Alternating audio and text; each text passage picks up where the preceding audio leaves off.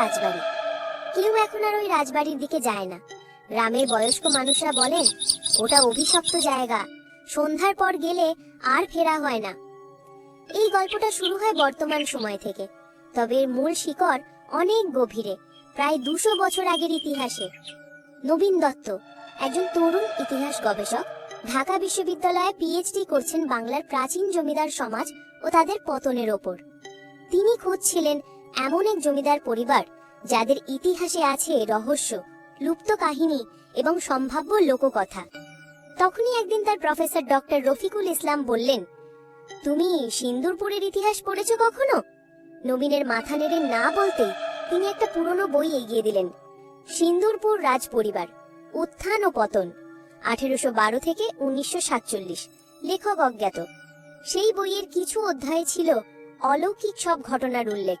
জমিদার গৃহের মৃত সন্তানদের আত্মা, পুকুরে আত্মহত্যা করা এক রক্ষিতা, এক সাধুর অভিশাপ। নবীন সিদ্ধান্ত নিলেন তিনি সিন্দুরপুর যাবেন। নিজের নোটবুক, ক্যামেরা, রেকর্ডার আর কিছু প্রাচীন মানচিত্র নিয়ে তিনি বেরিয়ে পড়লেন গ্রামের দিকে।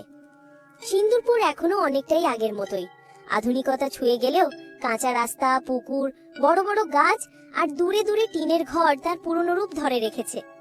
তিনি প্রথমেই দেখা করলেন গ্রামের সবচেয়ে বয়স্ক মানুষ হরিপদ কাকুর সঙ্গে। বয়স 90-এর কাছাকাছি, কিন্তু চোখে তীক্ষ্ণতা আর কণ্ঠে দৃঢ়তা। তুমি ওই রাজবাড়ির কথা জিজ্ঞাসা করছো? ভয় নেই তোমার?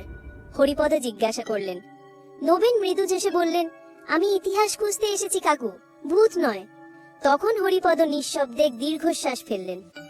ভূত মানে তো সব সময় চোখে দেখা নয় বাবু, কোনো কিছুর অভিশাপ অনেক সময় সময়ের সঙ্গে রক্তে মিশে যায়।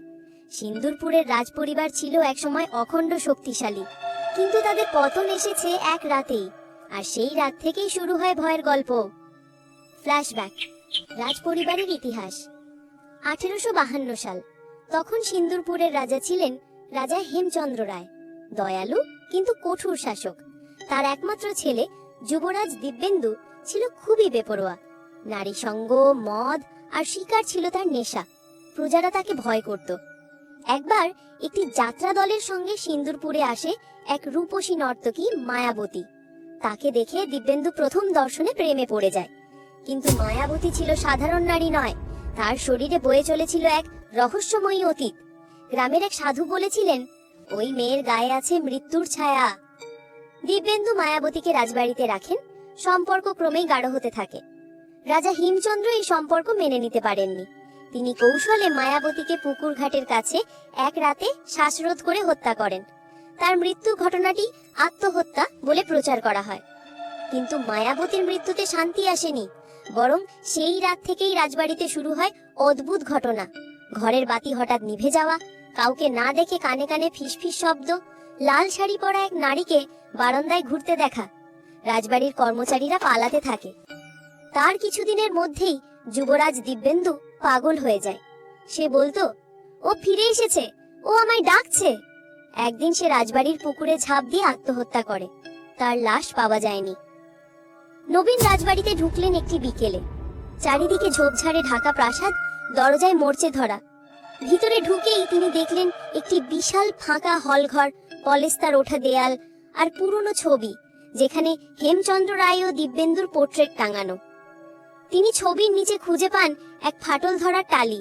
সেটা সরিয়ে এক পুরনো চিঠির খাম পান। চিঠিটি দিব্যেন্দুর হাতে লেখা, মায়াবতীর উদ্দেশ্যে। মায়া, আমি জানি বাবা আমাদের সম্পর্ক মেনে নেবে না, কিন্তু আমি তোমায় রেখে কোথাও যাব না। যদি তুমি না থাকো, আমিও থাকবো না। নবীনের গায়ে কাঁটা দিয়ে ওঠে। তার রেকর্ডারে তখন অজানা একটা কণ্ঠ ভেসে ওঠে, যেন কেউ ফিসফিস করে বলছে, তুমি এসেছো এতদিনে? নবীন দ্রুত পেছনে তাকালেন, কেউ নেই। পরদিন সকালে গ্রামের লোকজন দেখল নবীন বারান্দায় অচেতন হয়ে পড়ে আছে। তাকে হাসপাতালে নিয়ে যাওয়া হয়। জ্ঞান ফেরার পর সে শুধু একটাই কথা বলল, সে এখনো এখানে আছে, ওর প্রতিশোধ শেষ হয়নি।